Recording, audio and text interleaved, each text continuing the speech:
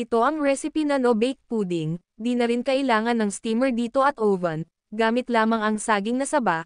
Halina't manood at matuto for today's video at panoorin hanggang sa huli.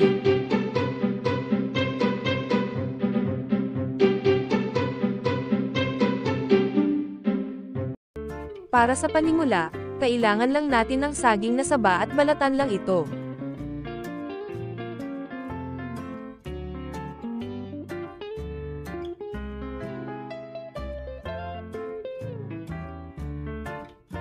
Hiwa-hiwain lang ito, katulad nito para kapag sinalang natin ito sa grinder madali lang mag-grind.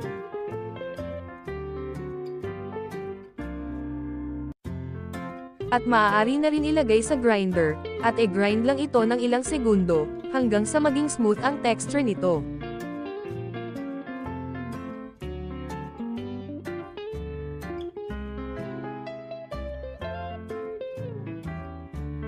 Dapat maging ganito ang itsura.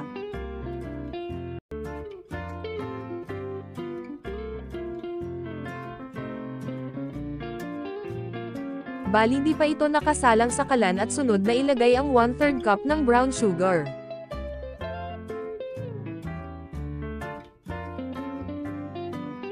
Isang tablespoon ng vanilla extract.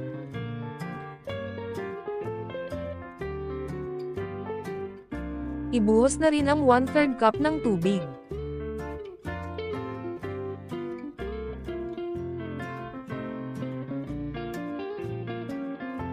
One-third cup ng cornstarch.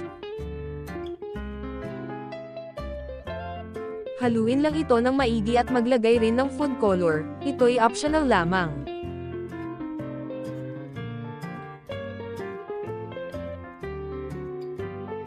Haluin ulit ito hanggang sa ma-dissolve ang food color rito, at ibuhos na rin ang nag-grind na saging na saba.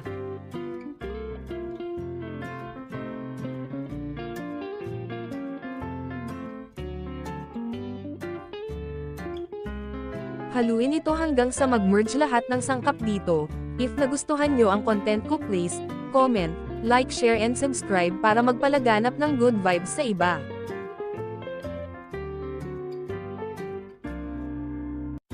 Ngayon sinalang ko na ito sa kalan, gamit lamang ang low fire upang di ito masunog, at continuous stirring lang hanggang sa lumapot ito ng husto.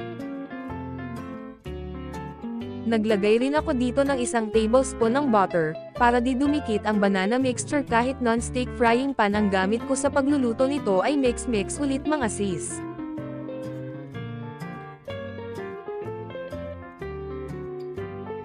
Kapag nasa ganitong output na, meaning malapit na itong maluto, basta continuous lang sa paghahalo.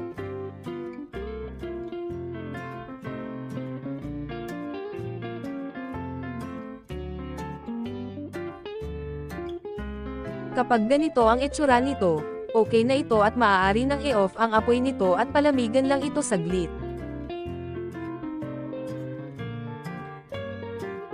I-grease lang ito gamit ang melted butter, para di dumikit ang pudding dito kapag pinalamig na ito. Kapag medyo malamig-lamig na ang banana pudding, maaari nang i-transfer ang banana pudding sa ating molder at i-spread out lang ito katulad nito.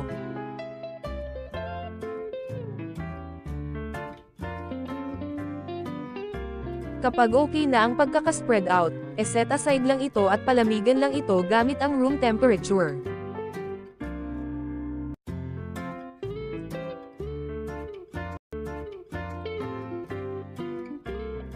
Matapos ang 1 oras, pwede na itong i-cut gamit ang dough cutter, hiniwa ko lang ito ng pa-square.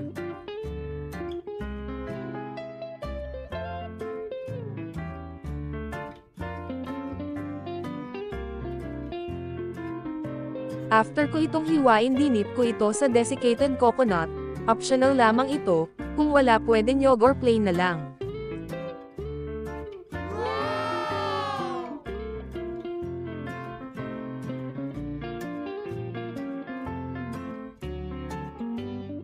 Thank you for watching. Please like, share, subscribe and hit the notification bell for more updates to my new recipe.